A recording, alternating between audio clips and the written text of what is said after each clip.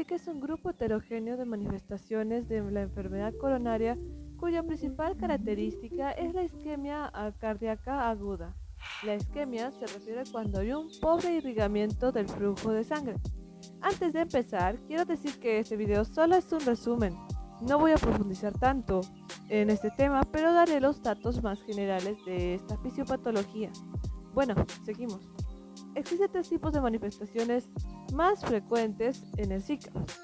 Entre ellas están la angina inestable, que es cuando está presente, tienen biomarcadores negativos, el infarto de miocardio sin elevación del cemento CT, el infarto de miocardio con elevación del cemento ST, y en este caso es de un compromiso intermural.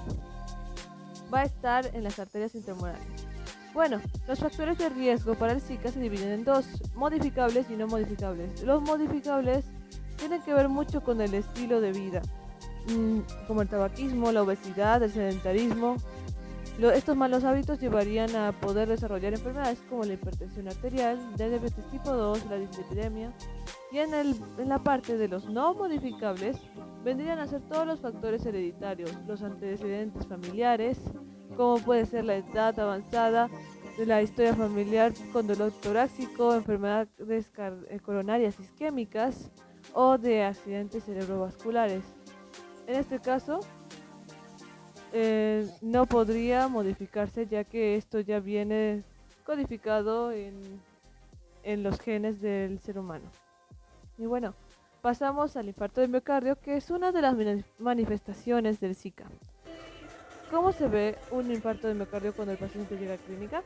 Bien, primero vamos a ver una opresión retroesternal con irradiación hacia el brazo izquierdo, el epigastrio, el cuello y la mandíbula, y puede acompañarse de diaforesis, sudoración excesiva, náuseas, síncope, desmayo y dolor abdominal. Estos son los signos vegetativos que acompañan al dolor opresivo del pecho. Y bueno, ahora nos adentraremos a la fisiopatología.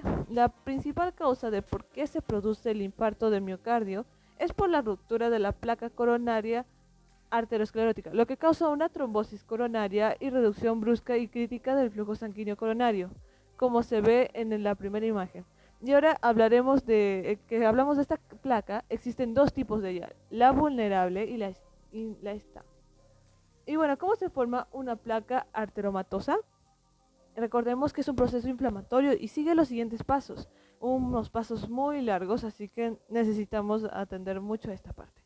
Primero, se produce una lesión del endotelio provocado por la hipertensión arterial o el flujo turbulento, y esto hace que el colesterol o LDL entre la pared lesionada de la arteria. Entonces los monocitos se adhieren al endotelio, luego estos migran al subendotelio y hacen fagocitosis del colesterol, lo oxidan y se forman las células esponjosas que se acumulan. La grasa se condensa, se produce una reacción inflamatoria porque se sueltan interleucinas y citoquinas, y junto con con ellas las células musculares lisas y otros componentes celulares formarán una protuberancia conocida como la placa. Con el tiempo, las células musculares lisas proliferan en la capa interna de la pared arterial y producirán el colágeno, lo que contribuirá a la estabilización de esta placa. Este proceso también puede llevar a la formación de una cubierta fibrosa sobre la placa. La placa es un cuerpo lipídico, y si este está cerca del endotelio con una delgada capa fibrosa, vendría a ser una placa invulnerable, porque es fácil que se rompa el endotelio. Y cuando se rompiera el endotelio, este desencadenaría la formación de un trombo, porque las plaquetas vienen y se adhieren a esa parte del endotelio, otra vez dañado. Y ese trombo puede causar dos finales, y si se obstruye completamente el vaso por el trombo, este es un compromiso transmural, y este provoca un infarto intramural, y en el EKG se ve un ST elevado. Por otro lado, si provocara una obstrucción parcial el trombo, que provocaría un compromiso subendocárdico, el nombre debido a que el flujo es menor en el endocardio. Y en el EKG se ve un infradesnivel del ST. En ese caso, se puede llegar a hacer a largo plazo una angina inestable o infarto de miocardio. Y bien, ahora vamos a tener un pequeño break. Puedes levantarte un rato de tu asiento y estirarte un poco, o también puedes beber agua. Ya volvemos.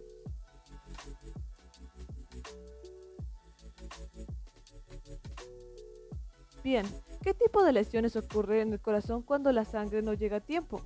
La lesión depende del tiempo, primero. Hay que saber que en una isquemia es cuando se reduce el aporte de oxígeno en sangre por 20 minutos o menos. El daño es reversible y en el EKG se presentan unas T negativas. En la injuria, el tiempo sin aporte de oxígeno es mayor a 20 minutos y también es reversible en gran parte y en el EKG se puede ver un supradesnivel.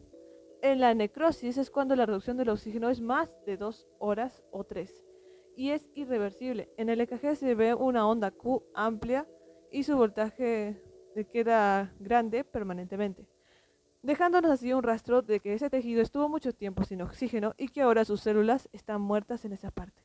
A continuación, veremos en esta imagen que hay una parte que es oscurecida, esa es la parte necrosada. Y bien, ahora explicaré las dos alteraciones del segmento ST, el infradesnivel y el supradesnivel. Bueno, hay que saber que en el infradesnivel se observa también una onda T negativa y se presenta en el EKG cuando ocurre un infarto subendocárdico. Y con las semanas estos dos signos regresarán a su normalidad. En estos casos viene acompañado de un dolor de pecho, pero en caso de no sentir dolor de pecho, el dolor de pecho característico podría ser debido a que el paciente tal vez tiene insensibilidad al dolor. Eso se da en caso de que el paciente sea diabético. En ese caso se llamaría un infarto de miocardio silente. Y bien, en el caso del supradesnivel del ST, en este caso hay un compromiso de todo el músculo. Esto nos deja una onda Q, una huella de que el paciente ha tenido un infarto de miocardio y esta huella será permanente. Y bueno, ¿cómo sabemos la localización del infarto? Las caras del corazón estarán relacionadas con las partes del EKG. Acá se ve una lista de las caras del corazón y las derivaciones con las que están relacionadas. Debemos tomarlo muy en cuenta a la hora de ubicar el infarto. Y bien, ¿qué hacer cuando un paciente viene con estos signos? ¿Cómo uno debe actuar? Primero se debe empezar por tomarle un EKG para diferenciar si es una obstrucción parcial y total. Eso va a definir la urgencia. Segundo, hacemos estudios de biomarcadores como el CK-MB y la troponina. En este caso, la troponina dura 5 a 10 días y es específico. Este biomarcador es el que nos ayuda a identificar si en verdad hay un infarto de miocardio.